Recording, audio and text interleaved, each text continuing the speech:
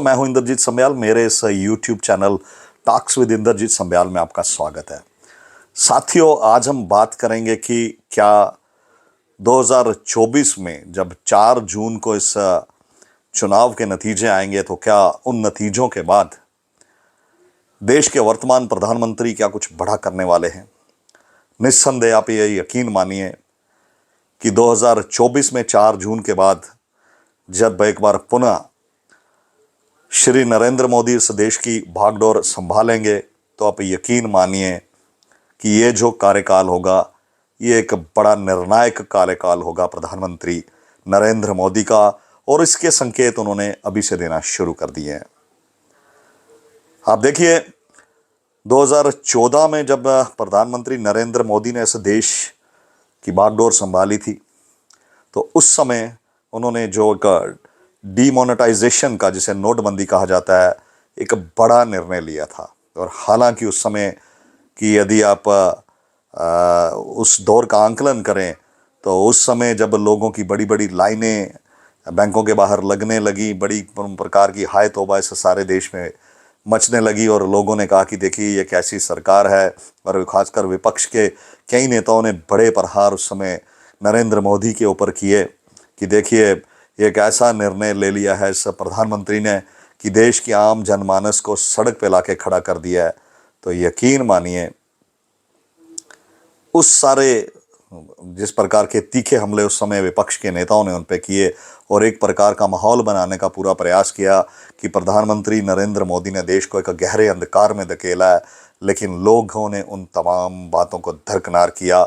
लोग प्रधानमंत्री के विज़न, लोग प्रधानमंत्री की सोच के साथ खड़े रहे, और वस्तुतः आपने ये चीज़ देखी होगी कि 2019 में वो पहले से भी ज़्यादा सीटें लेके आए और पुनः देश के प्रधानमंत्री बने। मैं ये बातें आपको इसलिए कह रहा हूँ कि प्रधानमंत्री के नेतृत्व में, प्रधानमंत्री की सोच में इस देश के आम जनमानस को एक अटूट श्रद्धा एवं अटूट विश्वास है।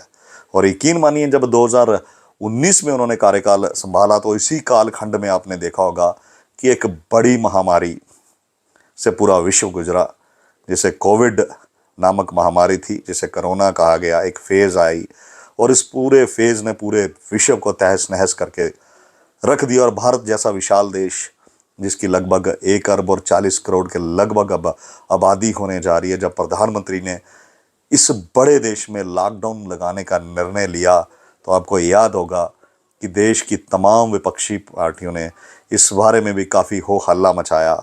और जब पूरी तरह से ये देश, अब यकीन मानिए एक छोटा देश नहीं है, कई विश्व के छोटे छोटे देश बना के भी भारत के समकक्ष उनकी आबादी नहीं है, भारत से उनकी कम आबादी है, लेकिन इतने बड़े देश को यदि लॉकडाउन में लेके जाना, यदि पूरे एक देश का विश्वास अर्जित करना, तो यह प्रधानमंत्री मोदी के ही नेतृत्व का वो करिश्मा था। यदि उन्होंने कहा कि रात को 9 बजे थाली बजाइए तो लोगों ने थाली बजाई, यदि उन्होंने कहा कि कोई अपने घर से बाहर नहीं निकलेगा तो कोई बाहर नहीं निकला।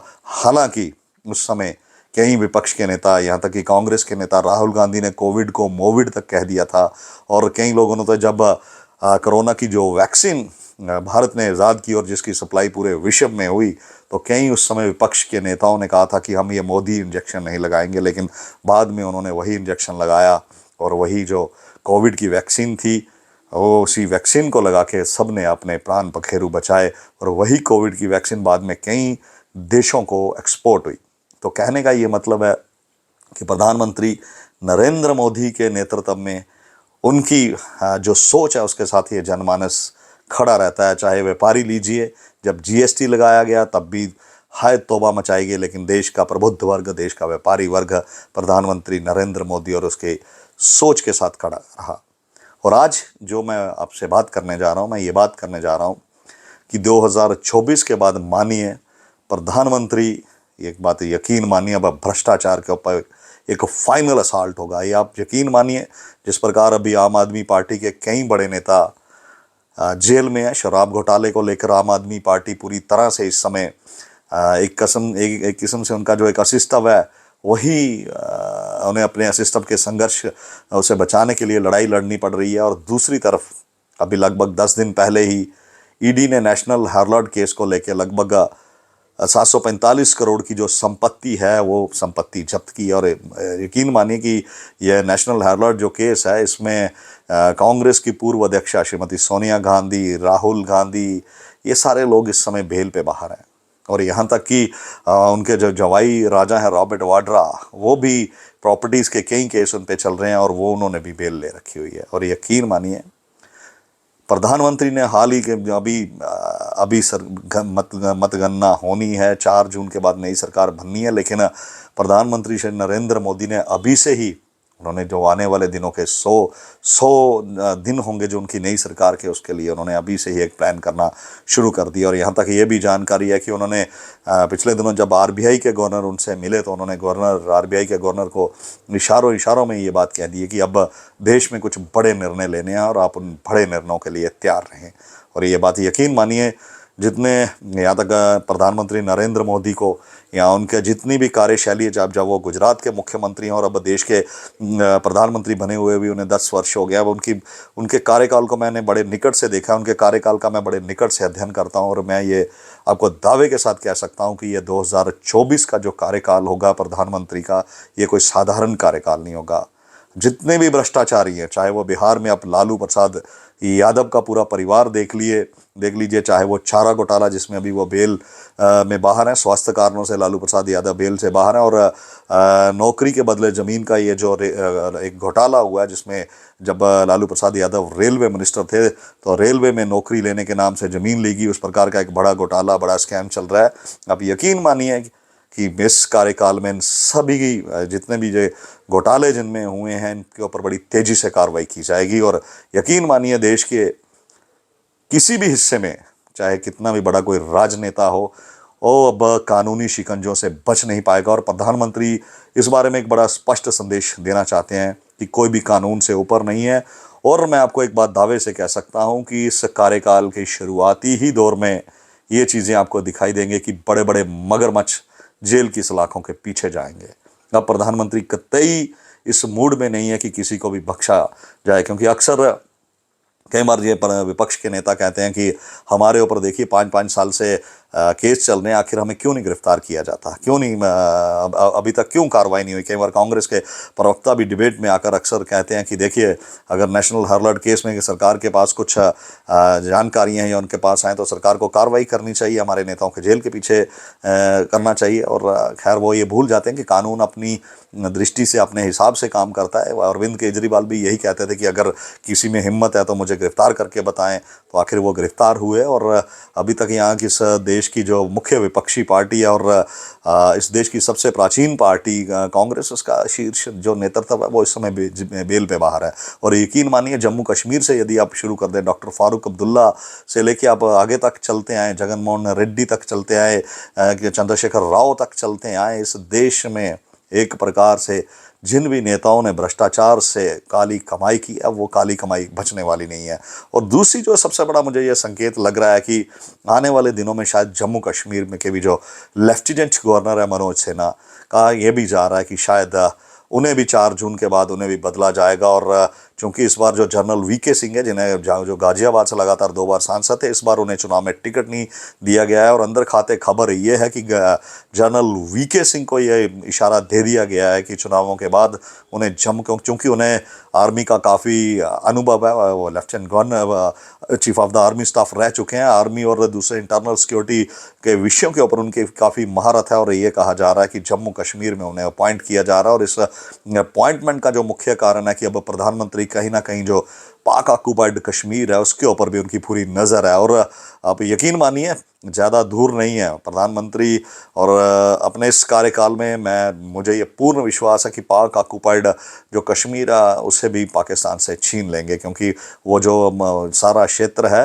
वो भारत का क्षेत्र हुआ करता था, पाकिस्तान ने ज़बरदस्ती उसके ऊपर अपना कब्जा बना के रखा हुआ। और प्रधानमंत्री ने अब बड़ी सोच और बड़े लक्ष्य के साथ 2024 का ये जो कार्यकाल उनका होने जा रहा है, क्योंकि इस बात को आपको ये यकीन मानना होगा कि प्रधानमंत्री नरेंद्र मोदी केवल प्रधानमंत्री बनने के लिए वो प्रधानमंत्री नहीं बनते हैं कि उन्हें केवल प्रधानमंत्री बनना है और जैसे स्थितियां चल रही हैं, जैसे देश चल रहा है, इसी तरह से देश को चलाना है। वो कुछ अलग करने को लेके आए हैं। जब वो उन्होंने देश की प्रधानमंत्री की भागडोर संभाली थी तो लोगों ने बड़ा मजाक उठाया था, देखिए कौन सा स्वच्छ भारत मिशन उन्होंने अपना लिया। ये प्रधानमंत्री के काम होते हैं, लेकिन वही स्वच्छ भारत एक बड़ा मिशन बन के उभरा। जब उन्होंने नारा दिया बेटी बचाओ बेटी पढ़ाओ, तो उसमें एक बड़ी चेंज आपको देखने में को मिली। जो पहले हमारे जो कई कपल्स होते थे, बेटियों को अबॉर्ट कर दिया जाता था, बेटियों को बचाया जाना लगा है, उन्हें पढ़ाया जाना लगा। और सबसे बड़ी बात यह है कि ग्रामीण क्षेत्र और विशेषकर वो क्षेत्र यहाँ पे हमारी बेटियों का के अनुपात से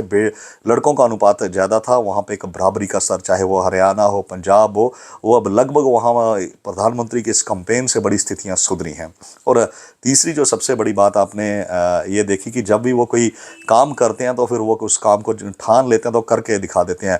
धारा 370 को लेके जब उन्होंने कहा था कि इस धारा इसको ये हमारे एजेंडा में है, हमने धारा 370 को जम्मू कश्मीर से हटाना है, तो बड़े लोगों ने ये कहा कि देखिए पहले कार्यकाल में उनसे बड़ा सवाल जवाब किए जाने लगे कि आप देखिए धारा 370 को क्यों नहीं हटाते, अब तो आपके पास पूर्ण बहुमत है। लेकिन प्रधानमंत्री नरेंद्र मोदी अपने हिसाब से चलते हैं और अपने हिसाब से चलते हुए 2019 में उन्होंने ना केवल धारा 370 35A को हटाया, बल्कि जम्मू कश्मीर को एक नई दिशा, एक नया स्वरूप दिया। और वही जम्मू कश्मीर यहाँ आए दिन जुम्मे की नमाज के बाद ISI के झंडे लहराए जाते थे, मिलिटेंट्स मस्जिदों से अनाउंसमेंट्स की जाती थी, एक हड़ताल का कैलेंडर दिया जाता था, हुर्रियत अपने हिसाब से श्रीनगर में सत्ता चलाता था। अब तमाम ऐसी बातें वहाँ दिखाई नहीं देती। कोई पत्थरबाज अब आपको सड़क पे दिखाई नहीं देगा, किसी प्रकार का कैलेंडर वहाँ पे आपको अब जो हुर्रियत कॉन्फ्रेंस हैं उनका तो अब असिस्ता भी नहीं रहा है। किसी प्रकार का हड़ताली कैलेंडर अब किसी अलगाववादी नेता में हिम्मत ही नहीं बची है कि वो कुछ मीडिया के सामने आके बोल सके, क्योंकि जितने भी अलगाववादी नेता हैं वो अब कानूनी रूप से उनके ऊपर कार्रवाई हो रही है। और जम्मू कश्मीर वस्तुतः एक नई दिशा और दशा की ओर बढ़ रहा है। और इसका परिणाम ये है कि इस बार लगभग 2.5 करोड़ से ज़्यादा टूरिस्ट ने इस समय जम्मू कश्मीर में उन्होंने जम्मू कश्मीर का दौरा किया है। एक ज़माने में जब जम्मू कश्मीर में फिल्म्स की शूटिंग हुआ करती थी, जो शूटिंग्स कई दशकों से बंद थी, अब पुनः मुंबई की फिल्म इंडस्ट्री ने, यहाँ तक कि विदेशों के भी कुछ प्रोड्यूसर्स अब वहाँ पे सर्च लोकेशंस की सर्च में आए हुए हैं। ये सब चीज़ें दर्शाते हैं कि प्रधानमंत्री अपने हिसाब से चलते हैं। और यकीन मानिए इस कार्यकाल में प्रधानमंत्री अब किसी को बख्शने वाले नहीं हैं। यकीन मानिए भ्रष्टाचारी जेल के पीछे जाएंगे। और ये जो पाकिस्तान पाक ऑक्युपाइड जिसने हमारी ज़मीन को सरज़मीन को अपने अवैध कब्जे में रखा हुआ है, निस्संदेह वो जो पाक ऑक्युपाइड कश्मीर का वो हिस्सा है, वो जो हमारा जम्मू कश्मीर का एक हिस्सा था, वो खूबसूरत वादियाँ गिलगित बलूचिस्तान, वो जितनी खूबसूरत वहाँ की वो नीलम की वादियाँ, वो सब जम्मू कश्मीर में वापस आएंगी। और प्रधानमंत्री का एक ये बड़ा एजेंडा है। और मैं तीसरी बात आप सबसे ये कहना चाहता हूँ कि इस कार्यकाल में प्रधानमंत्री कई बड़े ऐसे आर्थिक फैसले लेंगे, कई ऐसे इकोनॉमिक रिफॉर्म्स लेंगे कि जिससे ये देश जो इनका सपना है कि उसे विश्व की 2047 में एक पूर्ण रूप से एक विकसित जिसे भारत बनाना है, उस दिशा की ओर वो लेके जाएंगे। और जो उनका जो मिशन है कि जो विश्व की सबसे बड़ी आर्थिक महाशक्ति जो लगभग इस समय जो भारत 5वें नंबर पे है, उसे वो अपने इस कार्यकाल में 3रे नंबर तक लेके जाना उनका लक्ष्य है। इसलिए अपने इस वीडियो के माध्यम से मैं आपसे यही कहना चाहूँगा कि यकीन मानिए ये जो कार्यकाल है प्रधानमंत्री का, एक बड़ा क्रांतिकारी कार्यकाल होने वाला। और इस कार्यकाल में देश कई बड़े बदलाव देखेगा। बहरहाल ये था मेरा आज का वीडियो। ये वीडियो आपको कैसा लगा अपने कमेंट बॉक्स में जाके मुझे ज़रूर बताएं। और जाते जाते मेरे इस चैनल को लाइक करें, सब्सक्राइब करें, शेयर करें। आपके इस एक लाइक से, एक सब्सक्राइब से, एक शेयर से हमें वो ताकत मिलती है कि हम किसी और नए वीडियो पे कुछ पूरी रिसर्च करके आएँ और आपके साथ तथ्यों के साथ बात रखें। इन्हीं शब्दों के साथ मैं आपसे विदा लेता हूँ। जल्द मिलेंगे किसी एक नए वीडियो के साथ। वंदे मातरम। जय हिंद। भारत माता की जय।